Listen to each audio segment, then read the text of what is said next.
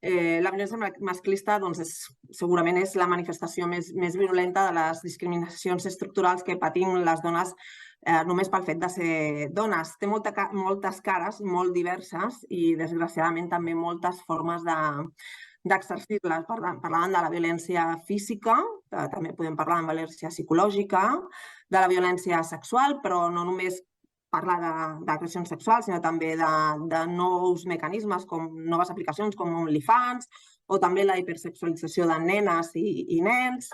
La violència en salut. Clarament necessitem un enfocament de la medicina centrat en les diferències biològiques entre homes i dones. Les dones no estem ben diagnosticades i, per tant, tampoc rebem els tractaments correctes perquè la medicina té aquesta mirada més androcèntrica. També podem parlar de violència econòmica, derivada de dependències econòmiques cap a la parella o l'impagament reiterat i injustificat de pensions alimentàries, o nous tipus de violències com la violència digital, o una de les violències, les formes d'exercir la violència més dura cap a les dones, que és la violència vicària. Com a societat, com a país, no ens podem permetre cap ni una criatura més víctima, assassinada, per als seus pares maltractadors. Només en una societat en la qual les dones no patim cap tipus de violència pel simple fet de ser dones, pot ser considerada una societat completament lliure, i només una democràcia lliure de violència masclista pot ser una democràcia plena. A Catalunya fa massa temps que no es prioritza l'agenda política feminista i, per tant, tampoc la lluita contra la violència masclista. Aquí comentaves per què Catalunya és la que denega més ordres, precisament per això que et comentava. Quan a Catalunya no es prioritza l'agenda feminista, passen coses com aquestes. Quan no es revisen protocols, quan no tenim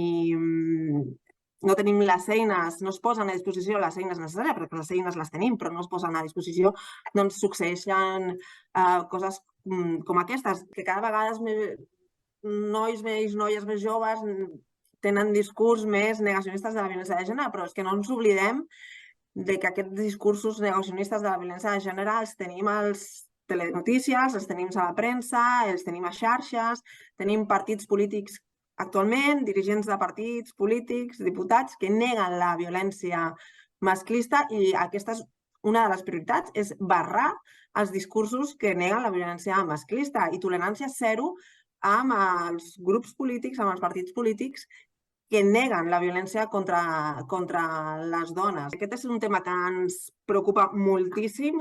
Creiem que hi ha molta feina a fer, tenim molts reptes pendents a treballar, d'impulsar d'una vegada per totes el Pacte Català contra la Violència Masclista, un pacte consensuat amb totes les forces polítiques, i fiscalitzar molt bé recursos que es destinen a la prevenció, a la sensibilització, a l'atenció i a la lluita contra la violència masclistes, lligat amb la revisió dels recursos que ens arriben del Pacte d'Estat contra la violència masclista, a qui es donen aquests recursos, per què, i tots aquells programes dirigits cap a la lluita contra la violència masclista, aquella avaluació que estem obligats a fer-hi. Bé, en primer lloc hi ha una cosa que ha dit l'Helena que per Junts per Catalunya també és clau, i és la sensibilització. És a dir, l'educació, la pedagogia, des de petits, a les escoles, perquè jo crec que moltes vegades ens podem arribar a confondre amb determinats comportaments que considerem normals. I això fa que, si tu al llarg de la teva vida vas normalitzant determinades situacions, quan es van complicant, tampoc te n'adonis. Per tant, molta pedagogia, molta sensibilització dels joves i les joves, de tots, és a dir, d'ells i elles, de quins són els comportaments adequats, perquè tot això després no pugui avançar i no pugui anar més.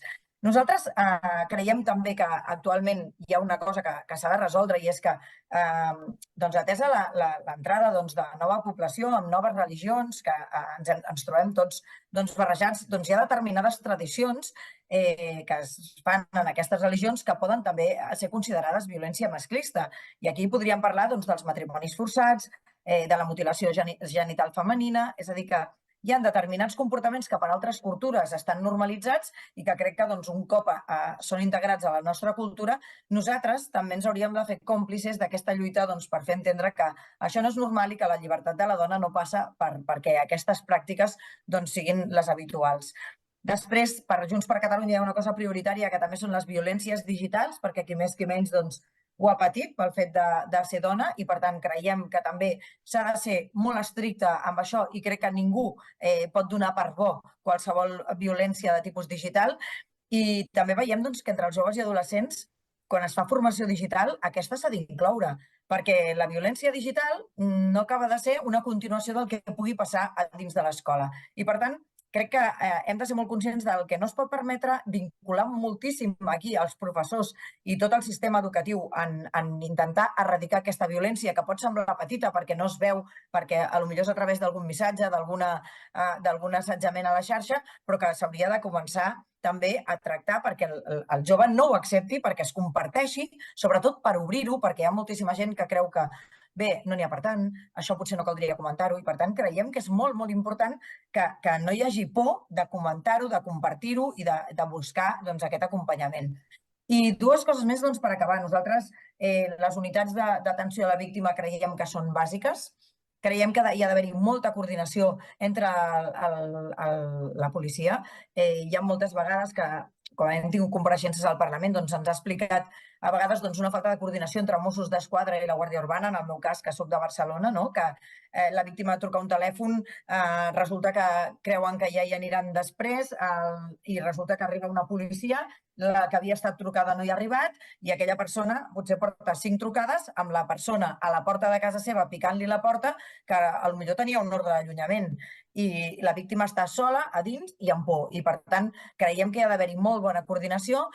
Sabem que la Guàrdia Urbana de Barcelona té una oficina d'atenció només a aquest tipus de víctimes, que a més està feta ja molt per la dona, amb espais amics, d'acollida, on la dona es pugui sentir còmoda i segura i que, per tant, li sigui molt més fàcil parlar. Crec que hi hauria d'haver-hi també protocols establerts en l'àmbit de la justícia, per exemple, que una víctima, quan vagi a declarar, no tingui a l'acusat allà davant quan estigui fent la seva declaració. És a dir, que jo crec que hi ha moltíssimes coses que a vegades volem abarcar-ho tot d'entrada i crec que podríem treballar moltíssimes coses petites, però que ja vagin com aplanant aquest camí perquè la víctima senti un espai confortable, còmode, on pugui trobar aquesta mà amiga que l'ha de treure d'aquesta situació. La societat, a mesura que va avançant, potser ens n'hem de cantar més dient això només passa en un entorn social determinat. No, la violència s'està exercint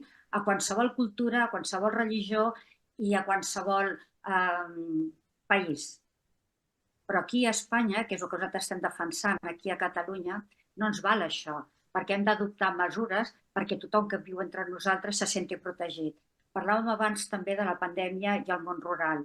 Dones que es van tancar durant la pandèmia amb el seu agressor a casa. Aquestes dones, després, un cop passada la pandèmia, sense recursos econòmics per separar-se, és una altra manera de violència. El fet de no tenir economia pròpia. En el món rural tot queda molt allunyat. Hi ha molts pobles que, a part que no hi hagi caixer automàtic, tampoc no hi ha, potser, la policia local ni preparada ni propera. Tot és a llarg termini. Què estem fent des dels partits polítics per protegir aquestes dones? S'han de proporcionar serveis d'assessorament i d'acompanyament a les víctimes i preveure les mesures de reparació adequades. O sigui, una dona que ha patit maltractament no la podem deixar al món que s'espavili sense un recolzament psicològic, sense un ajut. Al món rural és bàsic que arribi la formació. Una dona que ha quedat a casa voluntàriament o no, però està a casa per educar els seus fills i vol tornar al món laboral, és una gran violència contra la dona que no pugui fer-ho perquè no li proporcionem les mesures adequades per a la seva formació i que es pugui integrar, si vol, en el món laboral. Aquest és un dels temes que també volia comentar avui aquí. La violència mediàtica, la publicitat, la cosificació del cos de la dona i de la nena en aquell moment. Cada vegada veiem nenes més petites utilitzant productes de bellesa per una pell que no tenen feta molt bé. I estem potser ja cosificant amb unes nenes, encaminant-les cap a un tipus de violència de no acceptació de la seva pròpia adolescència. I la política també és un punt de violència el fet de que fins ara les quotes hagin sigut l'única manera de que hagi sigut visible la capacitat de la dona. La quota en un primer moment potser estava bé, però també és una violència contra la intel·lectualitat i la preparació de la dona. Nosaltres creiem que s'ha de promoure programes educatius i de formació sobre seguretat digital, perquè la intel·ligència artificial també és una manera de violència, perquè a darrere no hi ha una persona, a darrere hi ha un robot, i un robot no entén de sentiments i no entén de dona o d'home ni de violència. També ens hem detectat a la societat, visitant molts instituts, que cada vegada sembla que tornem d'una manera molt àmplia a que els adolescents creguin que el control dels seus mòbils per part d'un altre, sigui home o sigui dona, és una cosa natural perquè així els estimen. Això és una violència. També s'ha de lluitar contra aquesta violència. Sobre aquest tema, nosaltres com a grup parlamentari que estem actualment a l'oposició, la nostra portaveu de la Comissió d'Igualtat i Feminisme, la Gemma Lienas, doncs, en reiterades ocasions ha sigut una pregunta constant a la consellera, a la senyora Verge, on han anat aquests diners. Ho ha fet oralment al ple, ho ha fet per escrit al seu departament i encara avui en dia estem esperant resposta. On anaven destinats els diners del Pacte d'Estat i encara no hem tingut resposta. Crec que ja ho ha explicat l'Helena, però sí que m'agradaria afegir una cosa, no? I és que el Departament de Feminismes, la conselleria, perdó, que és una conselleria, sincerament, no acabem d'entendre per què ha fet falta una conselleria, perquè té el nivell d'execució de pressupost més baix gairebé de tot el govern. I, per tant, fins i tot els contractes programa que assigna el departament amb els ajuntaments acaben retornant diners perquè no s'han executat els plans previstos. Llavors, clar, nosaltres això ho hem manifestat moltes vegades en seu parlamentària, no acabem d'entendre la importància que es dona a la Conselleria de Feminismes i que, en canvi, després, tots aquests diners que tenen a disposició no s'executin fent polítiques feministes. Això sí, de campanyes de titulars de la copa i de tens la regla, vés a buscar la copa menstrual, aquesta campanya publicitària ha donat per molt que ha anat molt bé justament ara per entrar que entrem en període electoral. Però més enllà d'aquestes mesures no acabem de veure amb què s'han executat les polítiques feministes amb tots aquests diners que hi havien justament destinats per això. Sí, no, realment és sorprenent que tenint una conselleria amb un nom tan ampli de feminismes no s'hagi contemplat més trobades entre les dones feministes de Catalunya. Sí que n'hi ha hagut una al Parlament de les Dones, que vam participar tots els partits polítics, o gairebé tots, i s'han fet unes propostes concretes, però la conselleria com a tal no està fent res que millori la vida de les dones. Per tant, això és un greuge que se'ls ha de reprovar. O fan unes polítiques adreçades a totes les dones o realment que passin comptes d'on estan aquests diners, perquè si estan morts en un calaix, realment no han complert el que havien promès en campanya.